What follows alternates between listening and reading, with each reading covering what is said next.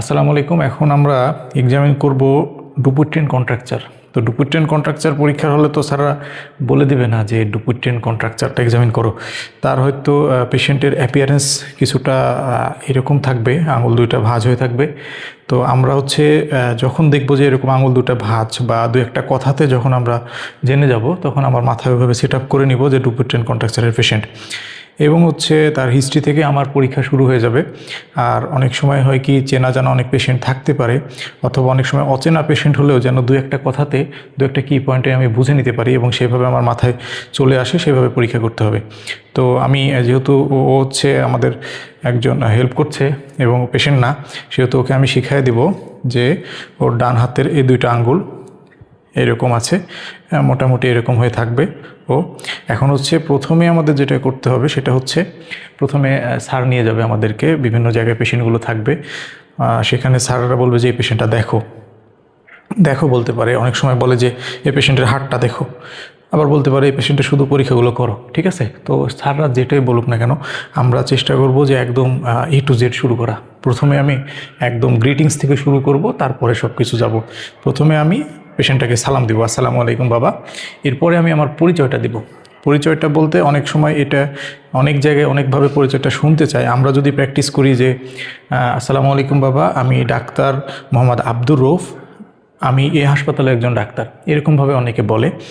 অনেক সময় স্যাররা বিরক্ত হয় বা জানতে চায় না যে এই হাসপাতালের কিনা। এটার থেকে সবচেয়ে ভালো হয় দুইটা কথার মধ্যে শেষ করে দেওয়া, যে আসসালামু আলাইকুম বাবা, আমি এই হাসপাতালের একজন চিকিৎসক, এটা বলতে পারেন। অথবা আসসালামু আলাইকুম বাবা, আমি ডাক্তার মোহাম্মদ আব্দুর রৌফ, আমি আপনার কিছু পরীক্ষা নিরীক্ষা করব, ব্যথা দিব না, কষ্ট দিব না, ব্যথা হলে আমাকে বলবেন। এইভাবে প্রথমে শুরু করব আমরা। শুরু করার পরে এরপরে আমরা তার হিস্ট্রি নিব। ঠিক আছে, হিস্ট্রিটা যেমন কিছু হিস্ট্রি চলে আসবে যে কী সমস্যা আপনার, কতদিন ধরে সমস্যা, এই সমস্যার জন্য কী চিকিৎসা নিয়েছেন, আপনার হাতের বোধশক্তির কোনো সমস্যা আছে কি না, আপনার ডায়াবেটিস বা যক্ষা এরকম কোনো সমস্যা আছে কি না, আর শরীরে আর কোথাও এই ধরনের সমস্যা আছে কি না, পরিবারে আর কোনো সমস্যা আছে কি না, আর কারো এই সমস্যা আছে কি না, এই কয়টা হিস্ট্রি নেব। নেওয়ার পরে আমরা মোটামুটি একটা ধারণা পেয়ে যাব, এবং তার এই সমস্যার পরে তাকে আমরা এক্সপোজার করব। এক্সপোজারের জন্য আমরা স্যারের কাছ থেকে পারমিশন নেব যে sir, I need proper exposure and screen for further examination বা ইভালুয়েশান। এই ক্ষেত্রে যদি মনে রাখতে হবে অবশ্যই যে যদি কোনো ফিমেল পেশেন্ট থাকে, সেক্ষেত্রে আমাদের ফিমেল এর জন্য একজন অ্যাটেন্ডেন্স নিতে হবে, ফিমেল অ্যাটেন্ডেন্স। ঠিক আছে, এই কথা বলে আমি শুরু করব। এবার তাকে আমি যখন এক্সপোজারের কথা বলবো, তারপর আমি তাকে অনুমতি নিয়ে এক্সপোজ করতে যাব। এক্সপোজটা আমরা মোটামুটি সাধারণত নিয়ম আছে অনেক কিছুই, কিন্তু আমরা পরীক্ষার হলে দেখা যাচ্ছে যে হাতের জন্য এইটুকু এক্সপোজ করলেই মোটামুটি হয়, স্যাররা বলে যে আর দরকার নাই। তো এক্সপোজ করার পরে এবার আমাদের চলে আসবে লুকের মধ্যে আমরা তাকে বলবো, বাবা আপনি এইভাবে হাতটা রাখেন। ঠিক আছে, এবার লুকের মধ্যে আমি কি দেখতেছি, আমি দেখতেছি অ্যাটিটিউড অফ দ্য লিম্ব। ঠিক আছে, তারপরে কোনো ডিফর্মিটি আছে কিনা ভিজিবল, কোনো স্কার মার্ক আছে কিনা, আর কোনো মাসেল ওয়েস্টিং আছে কিনা, এভাবে দেখে নিলাম। আবার তাকে উল্টা ভাটটা, ওকে, পিছন পাশটা আমার দেখা হয়ে গেল। মোটামুটি লুকের মধ্যে এইটুকু দেখলেই হবে, অ্যাটিটিউড, ডিফর্মিটি, স্কিন কন্ডিশন বা স্কার মার্ক, আর ওয়েস্টিং আছে কিনা।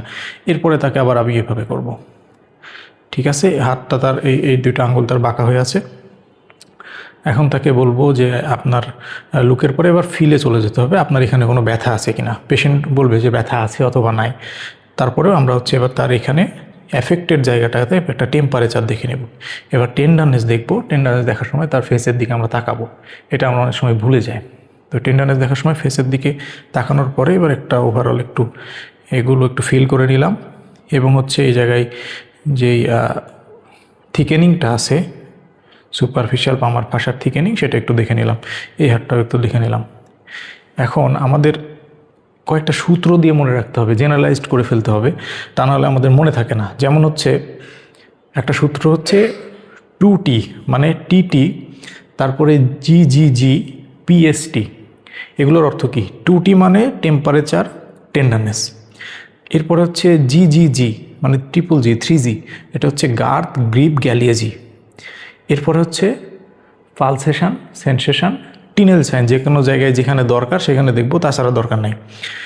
এবার ওনার এগুলো দেখার পরে আমরা হচ্ছে ওনার ফিলে চলে যাব। ফিলের মধ্যে টেম্পারেচার টেন্ডারনেস হয়ে গেছে। এবার হচ্ছে গার্ড গ্রিপ গ্যালিয়েজি দেখতে পারি। এটা ওভারঅল আমরা একটা এইভাবে করে বা এভাবে একটা মাপ নিয়ে এই জায়গায় দেখব। প্রথমে নর্মাল সাইড, তারপরে অ্যাফেক্টেড সাইড, আবার এখান থেকে এখানে একটা মাপ নিয়ে এখানে দেখে নিলাম। এটা হচ্ছে অ্যাপারেন্ট গার্ড। অনেক সময় আপনার কাছে ফিতা থাকলে এবং সময় থাকলে আপনি একটা দুই জায়গা থেকে সমান দূরত্ব যেয়ে একটা মাপ নিয়ে নেবেন। অনেক সময় স্যাররা এটা পছন্দ করে না, আপনি অ্যাপারেন্টলি দেখলেই হবে। অথবা আপনার হচ্ছে অনেক সময় যে যদি আমরা সময় থাকে অথবা পেশেন্টের ক্ষেত্রে দেখা যাচ্ছে না একটা muscle wasting, visible muscle wasting আছে, সেক্ষেত্রে মাপাই লাগবে, সেটা আমরা দেখতে পারি। এরপরে গার্ডের পরে গ্রিপটা দেখব। গ্রিপ হচ্ছে আমি বলবো যে আপনি এই দুটো আঙুল চেপে ধরেন, তারপরে দেখবো তার গ্রিপিং পাওয়ারটা কেমন। দুই সাইড দিয়ে দুইটা আঙুল, একবার হচ্ছে বুড়ো আঙুলের এই সাইড, আরেকবার হচ্ছে ভেতরের সাইডের দিকে চেপে ধরেন আঙুলটা। হ্যাঁ, ঠিক আছে, এটা গার্ড গ্রিপ দেখলাম। কোনো ফ্র্যাকচার থাকলে অথবা নার্ভ ইনজুরি, কাটিং হিস্ট্রি এগুলো যদি থাকে, তাহলে আমরা তার সাথে একসাথে গ্যালিয়েজিটা দেখবো। গ্যালিয়েজি দেখবো কীভাবে, আমি হচ্ছে এই দুইটা অংশ সমান করে ফেলবো। এটা সমান, আঙুল সোজা করেন, একদম সোজা, এভাবে লাগান। হ্যাঁ, এইভাবে আমি আঙুলের দিকে তাকাবো। তাহলে গার্ড গ্রিপ গ্যালিয়েজি দেখার পরে হাতটা এইভাবে থাকবে, আমি এইভাবে করে পাস দেখবো, আমার ঘড়িতে দেখবো যে পাস ঠিক আছে কিনা। এখন এখানে ওনার তো কাট হিস্ট্রি নাই, যেহেতু আমার এখানে অ্যালেন টেস্ট আপনি দেখতেও পারেন, নাও দেখতে পারেন। এটা আপনার যেখানে পরীক্ষা বা যে ইনস্টিটিউশনে পরীক্ষা তারা কীভাবে চায় এটা আপনি পরীক্ষার আগে জানতে পারবেন। তো অ্যালেন টেস্টে দেখলেন। আর এবার হচ্ছে সেঞ্চুরি দেখার সময় আপনার হচ্ছে সাধারণত তুলাটা ব্যবহার করাই সবচেয়ে ভালো মনে করি আমি। আপনি কটন বাডও ব্যবহার করতে পারেন। এক্ষেত্রে প্রথমে আপনাকে ইনস্ট্রাকশন দিতে হবে যে আমি আপনার এখানে স্পর্শ করতেছি বা এখানে স্পর্শ করতেছি, বুঝতে পারেন কিনা। রোগী বলবে যে হ্যাঁ বুঝতে পারি। বলতে হবে যে আপনার হাতের বিভিন্ন জায়গায় আমি স্পর্শ করব, আপনি সমান বোঝেন কিনা বলবেন, বা অসমান হলেও বলবেন। এরপরে হাত দুইটা এভাবে থাকবে, আমি বলবো যে বুঝতে পারেন সমান। এটা হচ্ছে মোটামুটি অ্যানাটমিক্যাল স্নাপ বক্স এলাকায় দেখলাম। এরপরে হচ্ছে আমার ইন্ডেক্স ফিঙ্গারের মিডিয়ালি দেখলাম পালপে, আর হচ্ছে লিটল ফিঙ্গারের পালপে। এই তিনটা জায়গায় দেখে আমি প্রথমে রেডিয়াল নার্ভ, মিডিয়াল নার্ভ, আলনার নার্ভের সেন্সেশন আমি দেখে ফেললাম।